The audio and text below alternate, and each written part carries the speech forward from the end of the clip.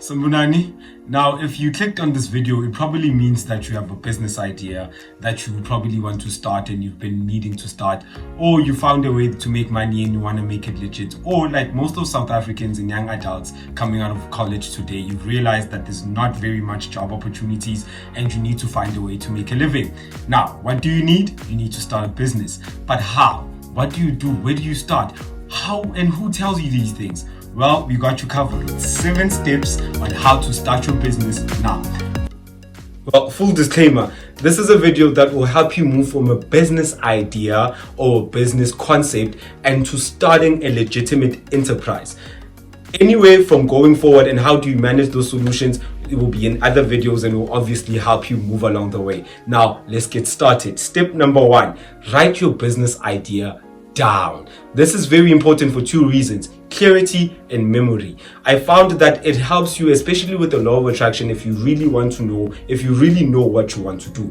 So what do? You write it down. And in order for you to remember, because you go through a lot of thoughts and a lot of conversations with a lot of people throughout your day, throughout your life, you might actually forget what you need. If you have that bright spark or you realize that something can make you money, write it down in the form of: what problem are you solving? Who are you solving the problem for? How big is the problem that you're solving? And how much money can you make in the first year? Do not worry about a lot of things. Just figure out approximately how much money are you going to make in the first year. Step number 2.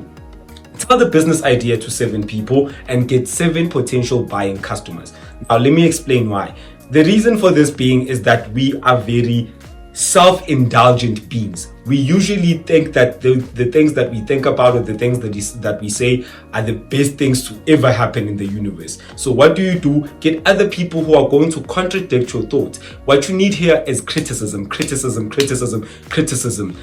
will be bad. This will be very, very painful. But at the end of the day, you will thank me because you will now know what are the things that you need to fix on your business and what loopholes and other key details that you need to focus on before doing anything else. Now, the 7 potential buying customers will give you insight because the people could be friends, family, anybody you meet on the street. Just make sure that you have different perspectives from other people to make sure that you now know the key details that you need to fix. The 7 buying customers are your target market. Make sure that if you probably want to sell hay, you probably want to find girls that usually do hay and ask them that, if I made you this style, would you like it? If you like shoes, find somebody who's crazy about shoes. If you do cakes, find somebody who usually eats a lot of cake. But make sure that you get your business idea to the target market. Ask them that, if I could do something like this, how would you feel? Better yet, find a sample. Free samples. Find a sample. If you're doing a product, make them taste it, make them feel it, make them interact with the thing and make them tell you feedback. Nothing is as gold in business as the feedback of a customer. Those are the people that will tell you honestly and mutually how they feel about your business and your business idea. Step number 3. You finally figured out the tweaks and knots and all of the key details of your business idea. Now it's time to put it in a business plan. Don't freak out. Bright Gold is here for you. We'll do another video on how to write a fully comprehensive and viable business plan that you can ship out to other stakeholders and other third parties, but you are going to need a business plan in this game. Business plan is very good for 2 things. One, again, you can be clear about what you're trying to do. The second one, it gives you access to institutions and they help clarifies to them what you are actually trying to do. Now, there's a lot of things that go into making a business plan and that we will help you with, but just make sure that you have, at least at the very basic, a drafted business plan, version 1 of your business plan that makes you understand what are you doing now, how are you going to do it, and what exactly do you need to accomplish what you're going to do. Step number 4. Figure out the name, the location, the form of business you want to start, and your logo.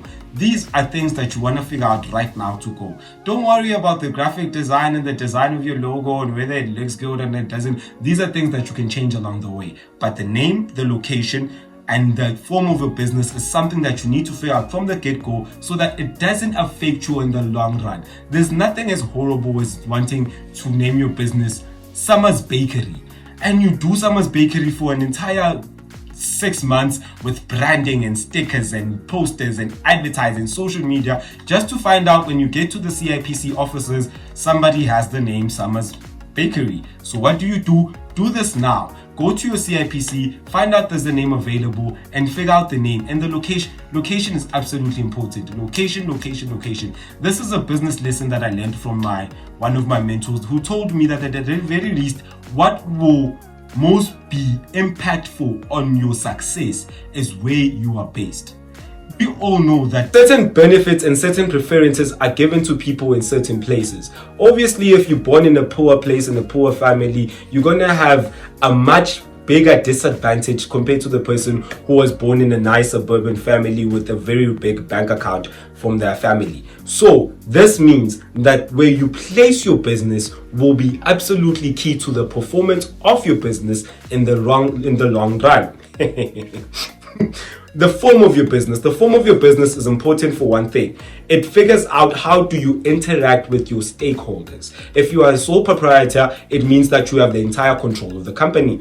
And if you are a partnership, it means that you have partners within the company that usually have a say in what you're trying to do. If you are a private company, there's also a different way that it is set up. We're going to do an entire video explaining the different forms of ownership of a company, or you can go to your basic business studies and figure it out.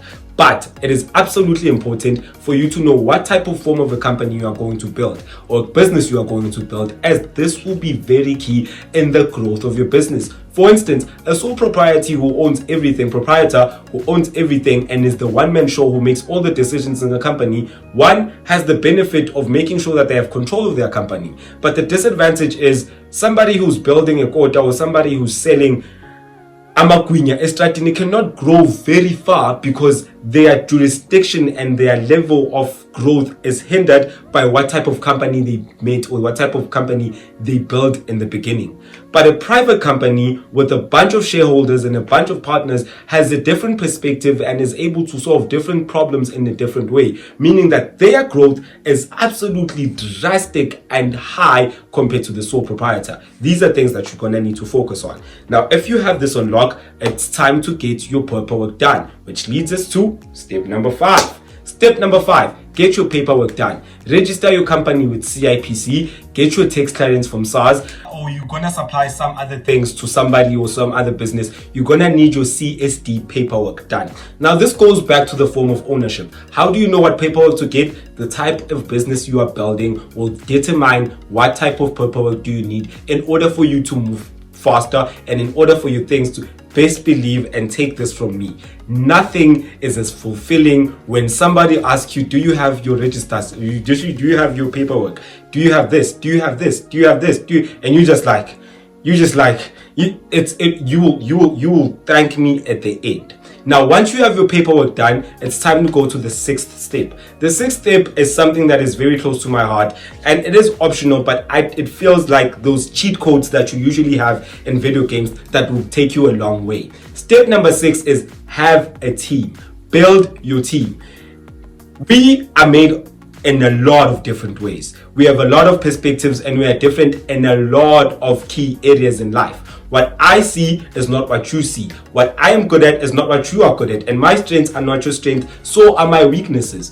Meaning that at the end of the day, I will not be able to see my blind spots. I will not be able to see the things that make me weaker, and I will not be able to see the things that I am not very good at. I need other people next to me who will be able to guide me and lead me in the things that I am not able to do myself.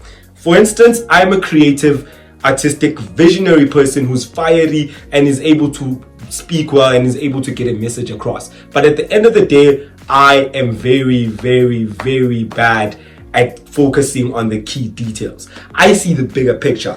I see this is where we are going and this is where we are going. So obviously, if there's a train behind me or something that's very bad next to me, I will not be able to do it. What do I need? I need somebody who is able to focus on the finer details, focus on the small things that I am not able to see. So at the end of the day, you realize that the way that we are made as basic human beings, if we all work together, we do this, we become unstoppable.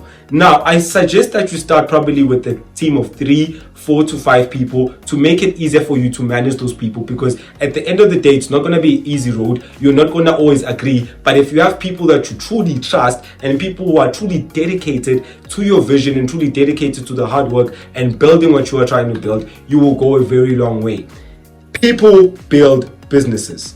People build companies. It's the only way that it works. So if you do not have the good people within you, then it's not going to work out. The people do not have to be employees. They can also be your co-founders, so they can also be your co-founders. They can also be shareholders. They can also be people who are not consistently in your business, but you usually go through them like mentors or partners and ask them the things that you usually don't want to know. You usually don't know. So it's absolutely important for you to have a supportive team around you that will able to make you jump over obstacles and the challenges that you're going to face along the way, because it's going to be a lot of them, which leads us to step number 7. Step number 7, execute, iterate, fail fast, and fail forward. That is a 2-part sentence. Let me explain. Execute and iterate. Execute and iterate literally means start now. As I said, forget about the design and your logo and whether you have enough marketing and how many followers you have on Instagram. That stuff will fix it for yourself. It will build over time. But at the end of the day, what you should be focusing on is taking your service, your product to the market, and you figuring what the market feels about your product and service. Because as soon as you execute it on your business plan, you can then come back and iterate. It means that you take whatever product or service you went to the marketplace. For instance, let's use the example of Amakwi. You decided to sell Amakwi. You took Amagwinya, you put it into the marketplace. The marketplace told you that your gwinyas are very nice, but at the end of the day, I don't like eating gwinyas without polony. So I'm not going to buy polony from you. I'm going to buy polony from that other person who also sells Amagwinya. What are you going to do? You're going to come back and you're going to buy polony and add your polony to your gwinya and then give it to the marketplace. It means iteration. Doing those incremental changes to your product or service in order for you to become better. It is the key. You do not know everything. No businessman, no CEO, no one knows everything. The best thing that you should do is take what you're trying to make, put it to the marketplace, and then change it over time. Which leads us to the second step. Fail fast and fail forward. Fail fast and fail forward. If you are focusing on the fact that one person said they're not going to buy your gwinyas because they do not have polony, then you're not going to move. What are you going to do? You're going to sit there, you sulk and say, they don't like my gwinyas. Hey, I'm quitting. There's a reason. There's a very, very key reason that only 10% of businesses only survive their 5 years. 10%, a staggering 10% of businesses that are built each and every year survive in 5 years. The rest of the 90%, they die within less than 5 years. Why? Because people don't have the heart. People do not have the heart to go through the struggle, go through the challenges and obstacles, and not see them as a complete failure, but temporary defeats that will lead you to the next path.